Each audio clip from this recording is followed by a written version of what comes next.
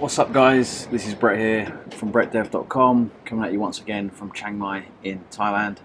And today in this video I'm going to talk about a freelancing question, and I'm going to talk about something that I was really concerned about before I made the move to Thailand, that I've heard other people have been concerned about. People have voiced the same concern to me, and it comes up quite often. So in this video I'm going to talk about how you can deal with working with your clients, either in your existing business or in a business that you're starting up online, and how you can get them pretty much to accept that and work with you from a remote distance. So when I was working in England before I came to Thailand, I had several different clients that I did web stuff for, and it's a funny story actually, because I was working for a company.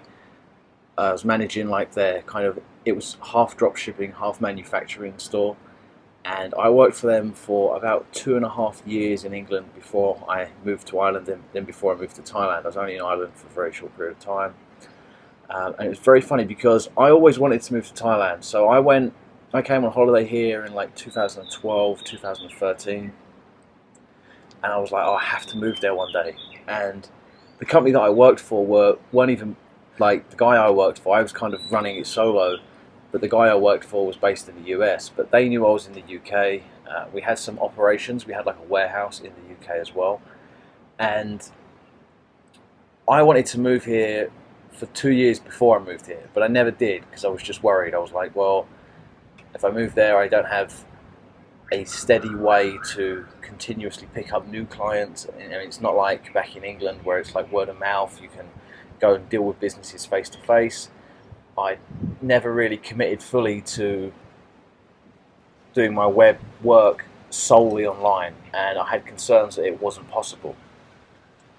Pretty much just because I'd never been doing it, so I'd never had any experience. I'd never learned the landscape well enough.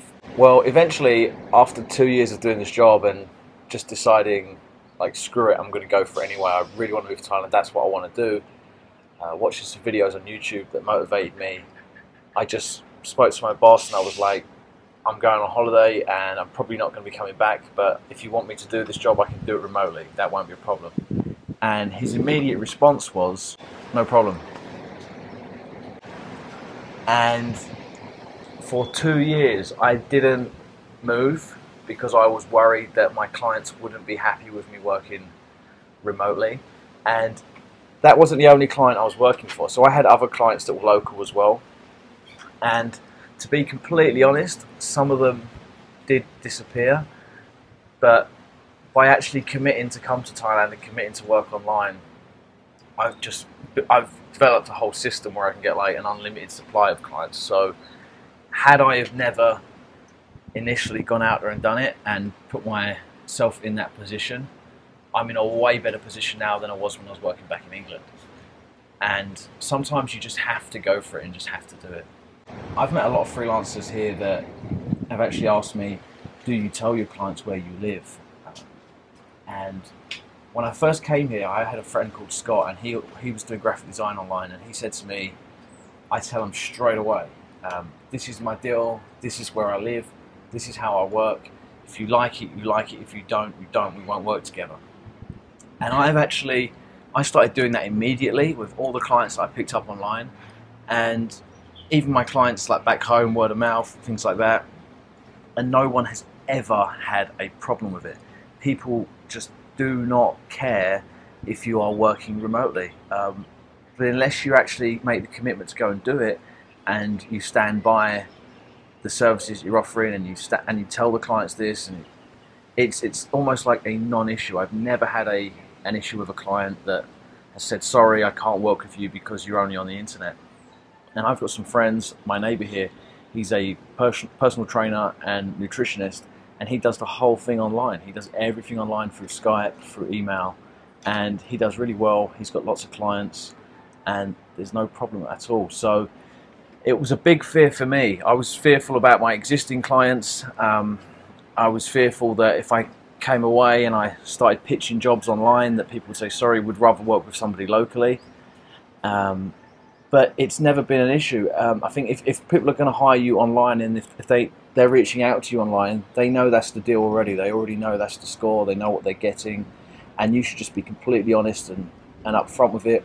And in the year 2017, it's pretty much a done thing. You know, I mean, the whole world is going remote, so companies have to learn to accept it, and it's actually more beneficial for the companies probably than it is for you, because businesses now have a much wider reach of talent, right? So you just try and hire in your local area, you're probably not going to get as talented people as you would get online, and I think people are starting to understand that now.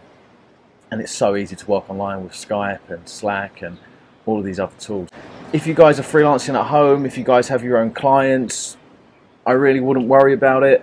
When you go to pick up new clients in the future, pick them up online. I mean, I'm developing a course. I've developed a strategy within about a year period for picking up clients, and I've got it pretty much nailed down now, to the point where I'm actually thinking about opening a web agency in Thailand, but I'm just concerned about putting roots down because I'm not sure whether I want to travel or not. So figure a system out for how you can get clients online, how you can transition your business from local businesses to an online model.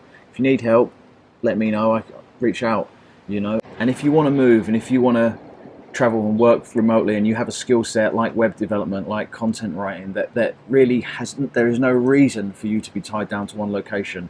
Don't be fearful about telling your employer that you want to move. I mean, I think even if you're working for a larger company, you can just tell them, like, I want to work remote.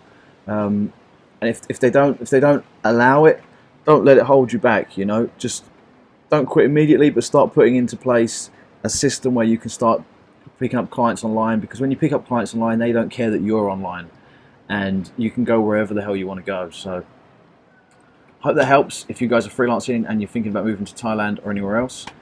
And if you like the video, give it a thumbs up. Don't forget to subscribe. Until next time, this is Brett from brettdev.com, and we're out.